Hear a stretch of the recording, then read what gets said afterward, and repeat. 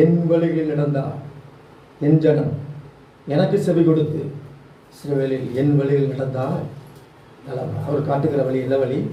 நலமான ஒரு வழி. அல்லேலூயா, ஸ்தோத்திரம்.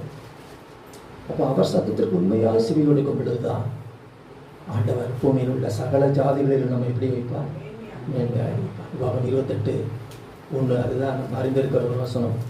இந்த நான் உனக்கு விதைக்கிற உன் தேவனாய் கர்த்தருடைய கட்டளைகளின்படி எல்லாம் செய்ய நீ கவனமாக இருக்கும்படிக்கு சத்தத்திற்கு உண்மையாக செவி கொடுப்பாயானால் உன் தேவனாய கர்த்தர் பூமியில் உள்ள சகல ஜாதிகளில் உன்னை மேன்மையாக வைப்பார்.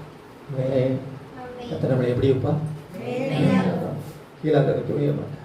எல்லாம் அவர் காட்டுகிற வழியில் போனால், அவர் நமக்கு நியமித்திருக்கிற வழியில் நம்ம போனோம். ஆண்டவர் நம்மை மேன்மை தான் படுத்துவாரே தவிர நம்ம சிறுமைப்படுத்த மாட்டார், நம்மை கீழாக்க மாட்டார், நம்மை மேலாக வைப்பார். அல்லேலூயா, நம்மை வாழாக வைக்க மாட்டார், தலையாக தான் வைப்பார். சுவாசிக்கிறீங்களா? அல்லேலூயா. ஆகவே இஸ்ரவேலே கேள், அவருக்கு செவி கொடுங்க, அவருக்கு செவி கொடுங்க.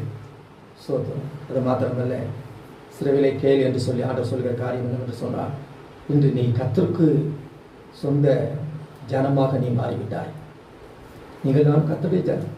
ஆமே. இன்றி நம்ம பாருங்க, கர்த்தருடைய ஜனம் என்று அழைக்கப்படுவதற்கு நம்ம எவ்விதத்திலையும் தகுதி கிடையாது.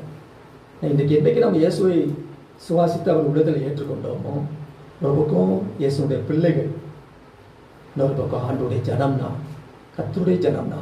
ஆமே, ஆமே. அதுதான் நமக்கு ஒரு பெரிய சந்தோஷம். நீங்கள் நானும் சாதாரணமானவர்கள் கிடையாது, கர்த்தருடைய ஜனம். ஆமே, கர்த்தருடைய பிள்ளைகள் நாம். வாகம் 27:9 வாசித்து பாருங்கள்.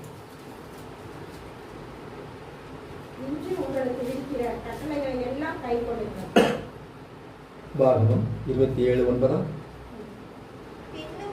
பின்னும் மோசே லேவியராகிய ஆசாரியர்களும் கூட இருக்கையில் இஸ்ரவேல் எல்லாரையும் நோக்கி, இஸ்ரவேலே எப்படி கேள், கவனித்து கேள், இந்நாளிலே நீ ஜனமானாய். இந்நாளிலே உன் தேவனாய கர்த்தருக்கு நீ ஜனமானாய். கர்த்தருடைய ஜனமாயிட்ட. மோசே இஸ்ரவேல் எல்லாரையும் நோக்கி, இஸ்ரவேலே கவனித்து கேள். ஆமே, நான் கர்த்தருடைய ஜனமாயிட்டோம்.